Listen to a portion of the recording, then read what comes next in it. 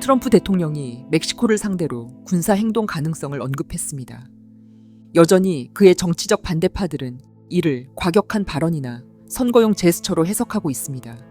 그러나 트럼프가 멕시코 문제를 다루는 방식은 지난 1기 행정부 시절부터 일관되어 왔습니다. 마약 카르텔, 펜타닐, 국경 장벽이라는 키워드가 반복적으로 동원됐고 이번 발언 역시 같은 틀 위에 놓여 있습니다.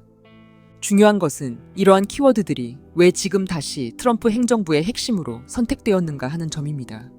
발언의 수위가 높아졌다는 사실은 미국이 멕시코를 바라보는 전략이 변화했음을 시사합니다. 사실 미국은 지난 수십 년 동안 멕시코에서 생산된 마약이 자국 사회에 미치는 피해를 문제 삼아 왔습니다. 또한 미국에서 범죄를 저지른 자들이 쉽게 국경을 넘어 도피하는 국가로 멕시코를 지목해왔습니다. 이 과정 속에서 미국과 멕시코 간의 수사 공조, 정보 공유, 단속 협력은 더욱 강화되어 왔습니다. 그럼에도 불구하고 미국이 멕시코 영토에 대한 직접적인 군사 개입을 공개적으로 거론한 적은 단 한 번도 없었습니다. 그 이유는 마약 문제가 해결됐기 때문이 아니라 그동안 미국의 핵심 관심사가 다른 곳에 있었기 때문입니다. 다시 말해 마약 문제는 늘 존재했던 것이고 군사 옵션을 꺼낼 만큼의 이유로 다뤄지지는 않았던 것입니다.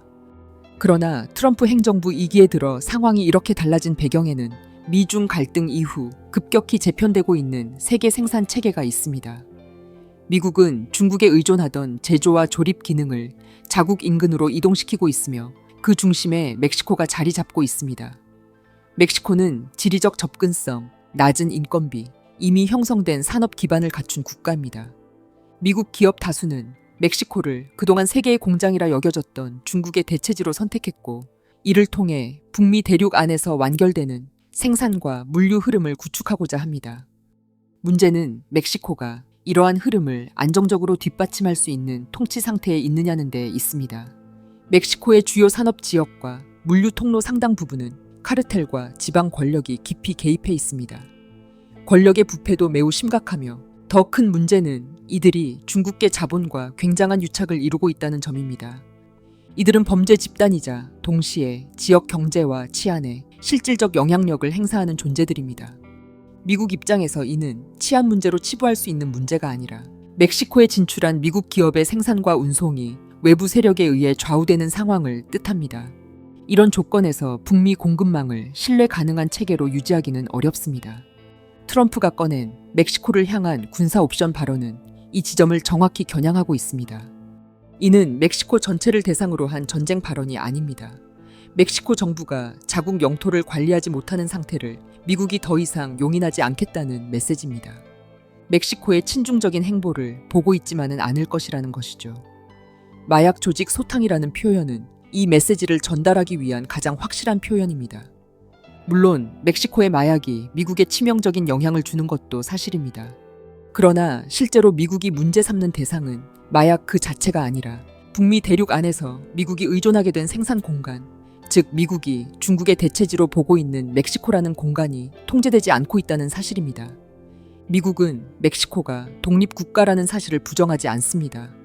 그러나 멕시코의 통치력이 미국의 경제와 안보에 직접적으로 좋지 못한 영향을 미치는 한 멕시코의 행보는 미국의 이해관계 안에서 위험 요소로 평가될 수밖에 없습니다. 트럼프의 발언은 이러한 미국의 전략적 판단을 공개적으로 드러낸 사례라 할 수 있습니다.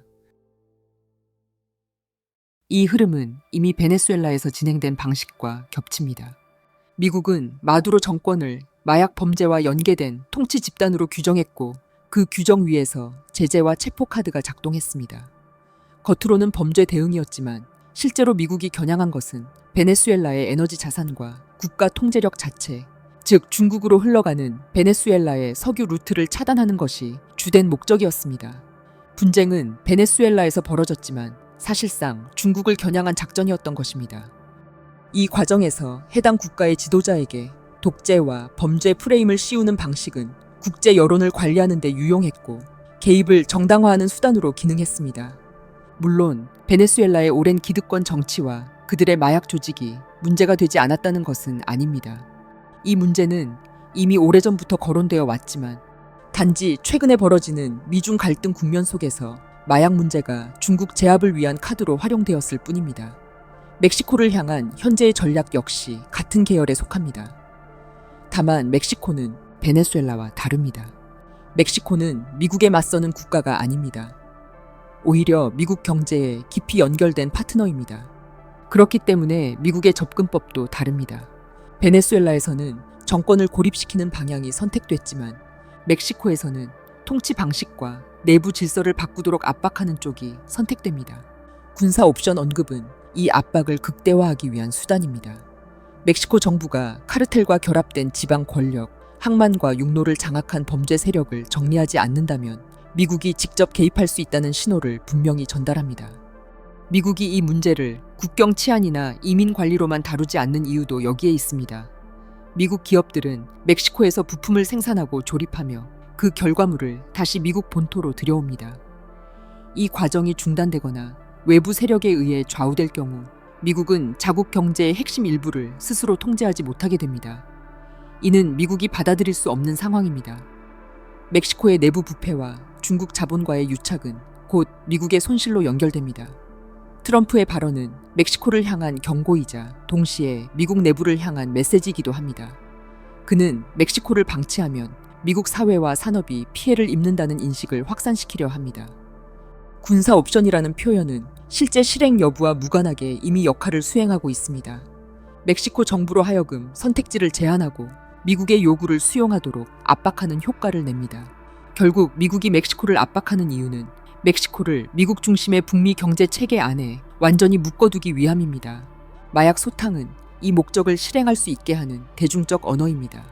미국의 최종 목표는 중국 중심의 생산을 북미 중심으로 바꾸는 것입니다. 전 세계 모든 국가가 중국 의존도를 줄이고 미국 본토와 멕시코 등 북미 일대에서 생산된 물건을 전 세계에 유통하는 것이 미국이 설정한 새로운 공급망 전략입니다. 따라서 앞으로도 멕시코를 향한 이런 압박은 계속 이어질 것입니다. 물론 이 전략 속에는 캐나다도 포함됩니다. 트럼프의 구상은 캐나다와 미국, 멕시코를 아우르는 거대한 북미 경제 공동체, 나아가 중남미를 포괄하는 거대한 블록을 형성하는 것입니다. 여전히 중남미 국가들에는 중국이 1대1로의 일환으로 추진된 거대 자본들이 돌고 있습니다. 트럼프 행정부는 지금까지 중국의 주도로 돌아가던 중남미의 경제 체계를 미국 중심의 단일 체제로 되찾아오고자 합니다. 멕시코에 대한 강경 발언 역시 이러한 흐름 속에 진행되는 일입니다. 그리고 트럼프 행정부의 궁극적 계획은 중국이 히토류를 무기로 국제 무대에서 협상의 우위를 차지할 수 없게 만드는 것입니다. 이에 미국은 중국의 의존도를 탈피할 수 있는 새로운 히토류 공급지를 모색하고 있습니다. 그리고 그곳은 북미 대륙과 굉장히 가까운 곳에 있습니다. 다음 무대는 바로 그린란드입니다. 시청해주셔서 감사합니다.